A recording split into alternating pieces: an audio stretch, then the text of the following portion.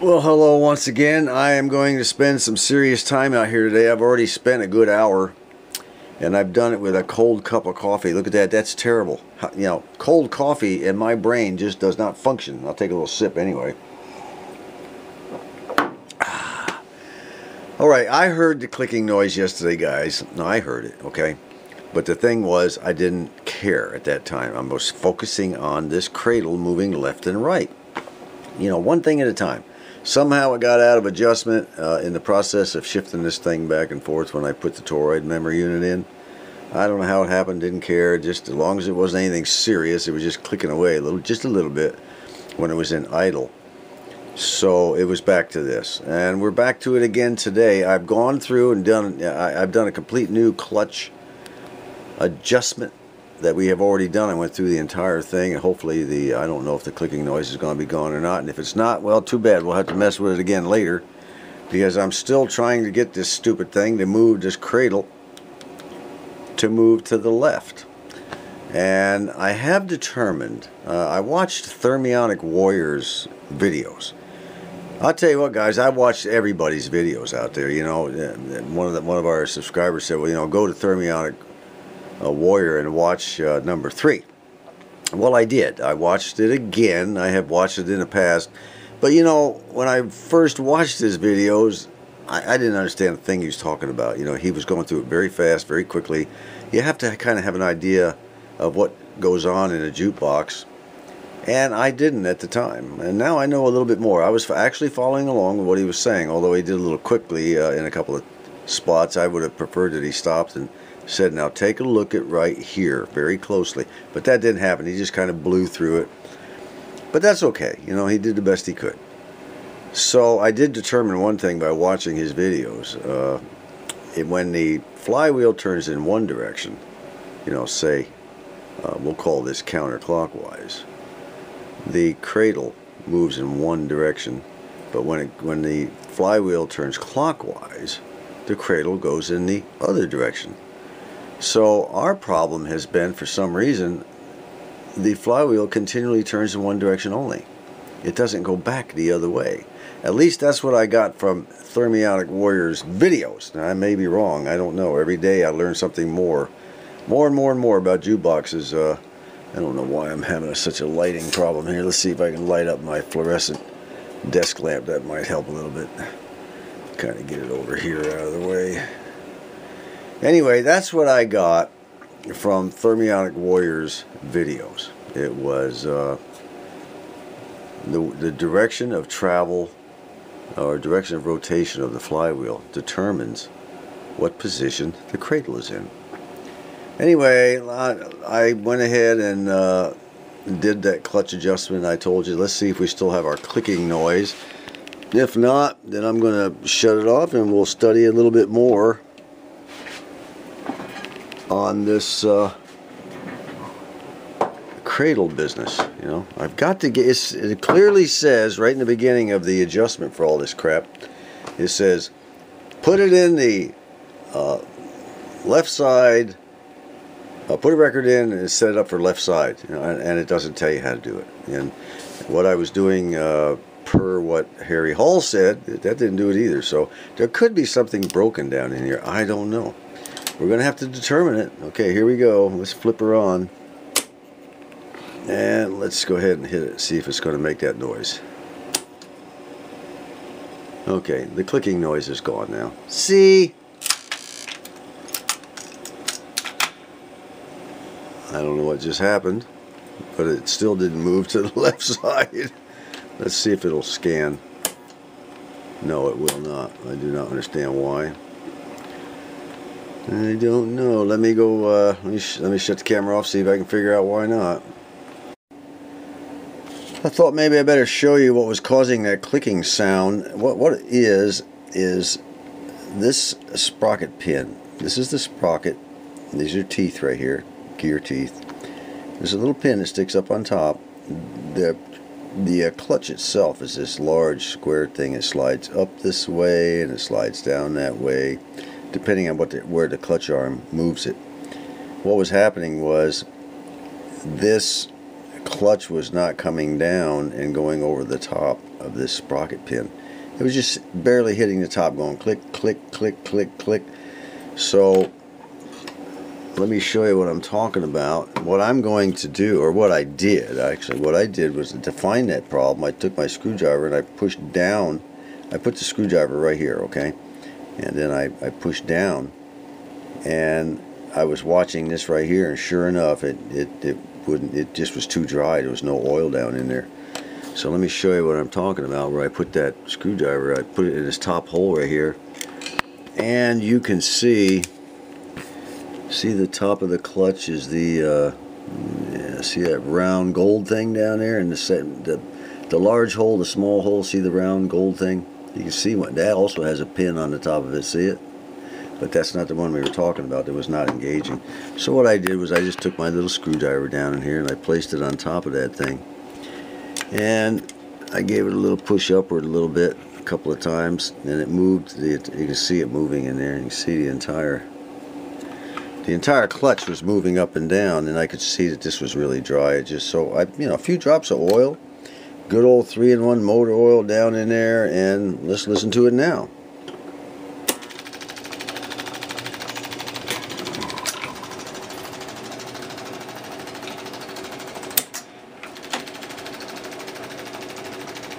Working much better, because the clutch is working. The clutch is the all-important thing in this gear mechanism. Okay? Alright.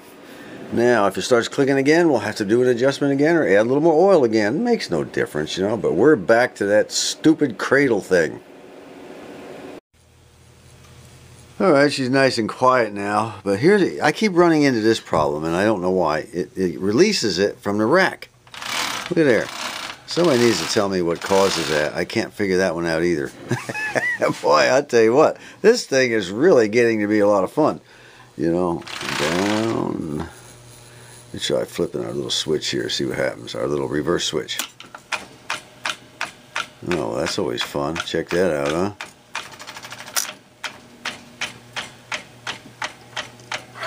Let me shut it off. Let's bring it all the way back. Okay, she's finally locked. I bet she works now. Yep. That's weird. I don't know what causes that. Now she'll probably go all the way back and go up and stop like she's supposed to. But every once in a while it gets thrown into that almost neutral position, I guess you could call it. That's really strange. Try it again. Well, you know, we could sit here for months and watch this thing go back and forth, eh? Well, at least it's moving. But it's no longer responding when I press the buttons on the keyboard. I'm going to try that here in a second. Alright, stick this in play. Come up here. I'm going to make sure my credit unit has got all the buttons down where they're supposed to, and of course for some reason it took off. Don't ask me why. See, now she's jammed at the other end. God. Alright, let's see. I don't care. Let's press the button. Let's put some money in this sucker to see what happens. Probably nothing. It's in the play position. Well, nothing's happened so far. I bet it's loose. I bet it's loose. No, it's not loose. How about that? I got it released. What I'm doing is I'm hitting the scan. A guy said, one of our subscribers was concerned about I might have had this in the scan position as opposed to the play. You can't keep it in the scan position, because as soon as you touch it, it springs back out, okay? Alright. What is going on here? I do not know. Still nothing. Alright, more work ahead. Alright, what had happened was it again went into its little neutral position. Can't figure it out. It's really strange. Could be this thing is not... Might have something to do with that reverse switch. I don't know why. It looks pretty good. Look at that. Ooh, that's lots of fun. Now what's all that about? Slowly moving its way down. Oh well. Now this entire situation has to do with that clutch on the rear, and I don't know why. I've adjusted it exactly like it's supposed to be adjusted, and it just, for some reason, it just doesn't want to cooperate. I don't know what's going on. Now it's clicking again, see? Really strange. I'll go through it one more time. It doesn't bother me a bit. Well, we've gone from bad to good, back to bad again. This thing is loose. It's definitely the clutch. The clutch has got to be readjusted. Something has got to be done about that clutch. So I think we'll go ahead and shut everything down here, because tomorrow is another day.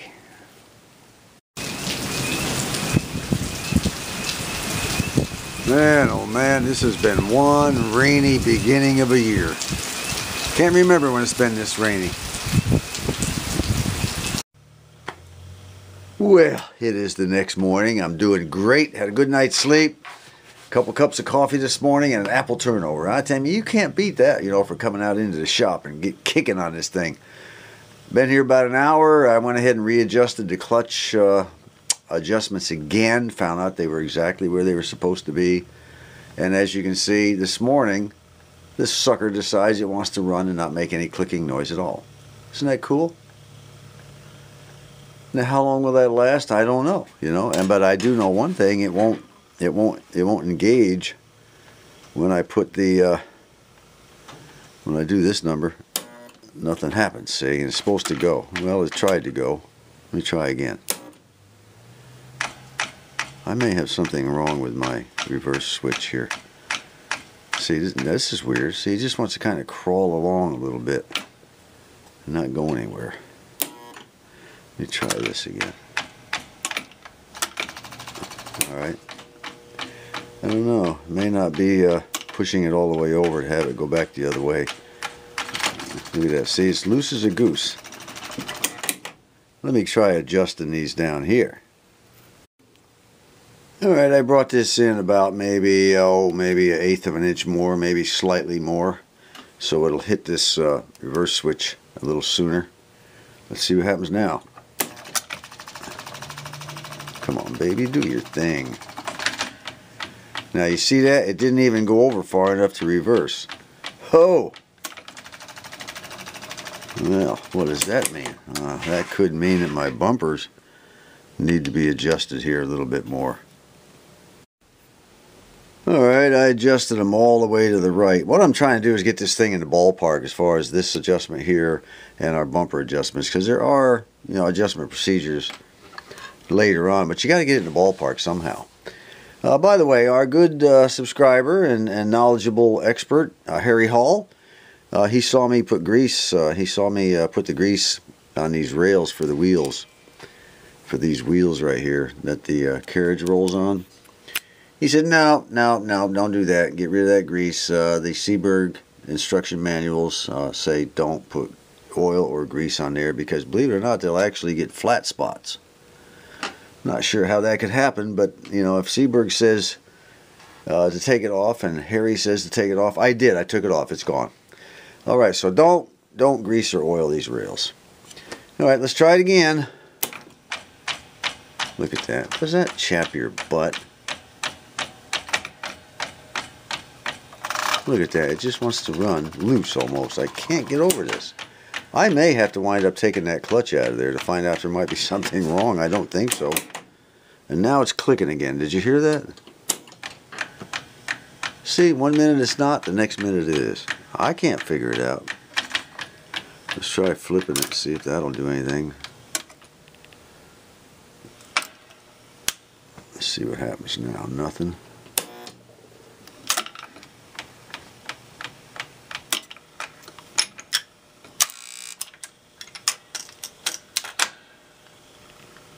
And now it's quiet again.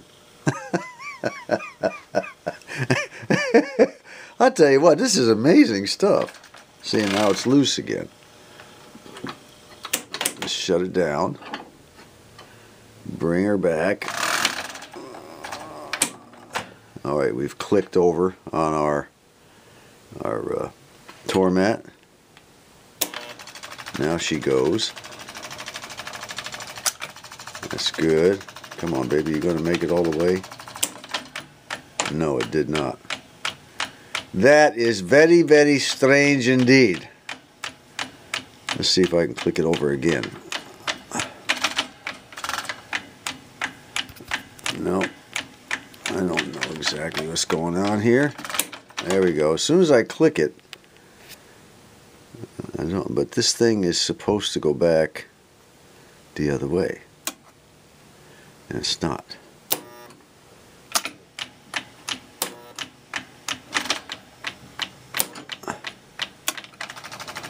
Now it is.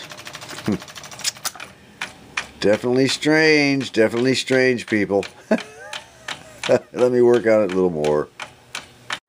We may be having some problems with this add subtract switch that's located below the tormat memory unit. This switch, there's a roller there.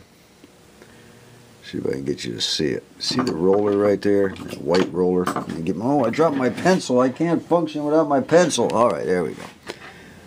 Right there is the roller.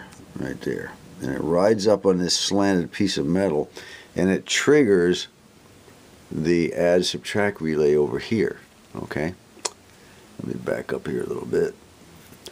So, when I take my, let me see, let's go ahead and just take this right here, and I'll activate it with the arm. There's nothing electrical here, so don't worry about it, guys. Let me see if I can get it to move. There we go. There's a little set of contacts back here that's operated by this arm when it rolls up this ramp. Let me see, you can hear that add subtract relay going off. Okay, now let's see if we can get the carriage to come far enough to activate that thing. I don't know. Well, it did something, but it's not, I want it to go back the other way. Ah, this is really irritating me.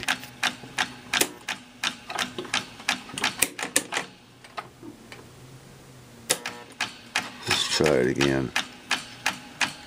See if I can manually do it. Nope. Well. Let's go back over here.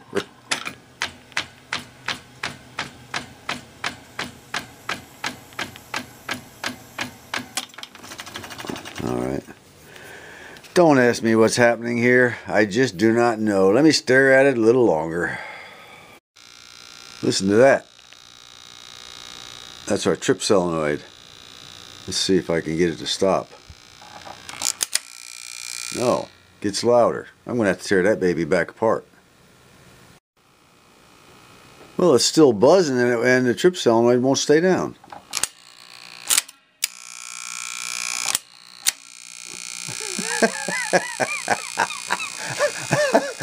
Holy crap. You know, one good thing about all this?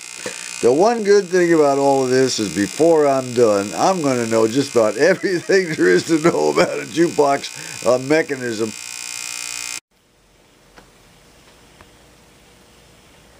Well, once again, the old clicking has stopped, as you can see. Now, if I bring down the clutch with this release lever, watch what happens now. It's this trip solenoid that keeps tripping it. Can you give me a break? Let's see what happens down here. Last try.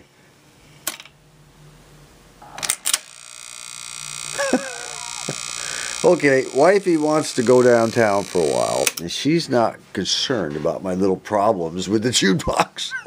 She wants to go downtown and get one of those icy things. You know, those Coke icy things. I can't stand them, but she likes them. I think I can't stand it because I used to work in a store where I used to have to sell those things all the time, you know. I couldn't, after a while I got sick of looking at them. At first it was kind of cool, I tasted them, but after a while they were crap. Okay, we're going to go ahead and wrap this video up and show you that I've accomplished absolutely nothing. Matter of fact, we probably made it worse. Until next time, this is John. By the way, next time if you see all this thing completely torn apart, don't be surprised.